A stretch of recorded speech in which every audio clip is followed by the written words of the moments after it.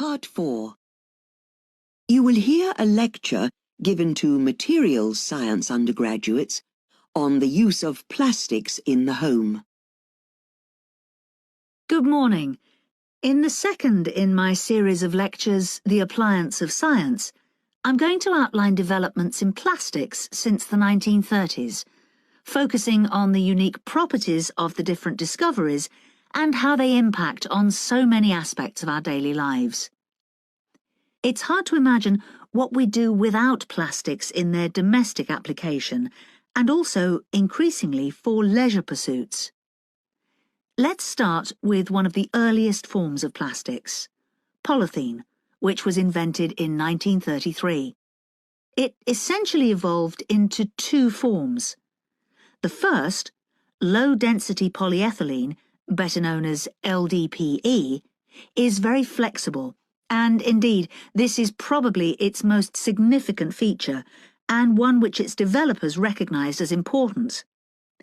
This means that it's suitable for making things like film and also carrier bags and other packaging materials.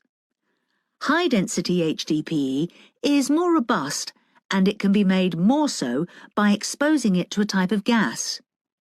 It's particularly used for making rigid containers, for example for milk or for household cleaners such as bleach.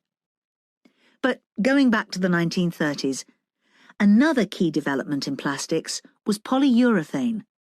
It's still widely used in two forms. The first form is known as blown, and this type is used in the manufacture of furniture, for the padded parts. Blown polyurethane is also still widely used in the infrastructure of houses, as a means of providing insulation, in loft and roof spaces in particular. Polyurethane is also useful in its non-blown form. It can be made into extremely comfortable and stretchy fibre, and nowadays it's widely used for sportswear. Moving to the 1940s, there was another significant departure when polyethylene terephthalate, or PET, was developed. Its first application was in fabric under the brand names of Dacron and Terylene. In addition to being able to be made into fabric, PET has the valuable property of being particularly impermeable and is unaffected by carbonation, which tends to attack other plastics. So it's used in the manufacture of bottles for fizzy drinks and is therefore probably present in most of our fridges. PET is also very resistant to abrasion, and for this reason it is used in the home for trays and other items that are often heavily scratched. Turning now to the 1950s, which for many people was when plastic really impacted on their lives for the first time, with a large number of new inventions and applications.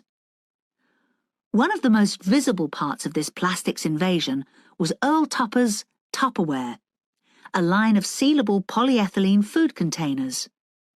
The products were well designed and highly effective, greatly reducing spoilage of foods in storage.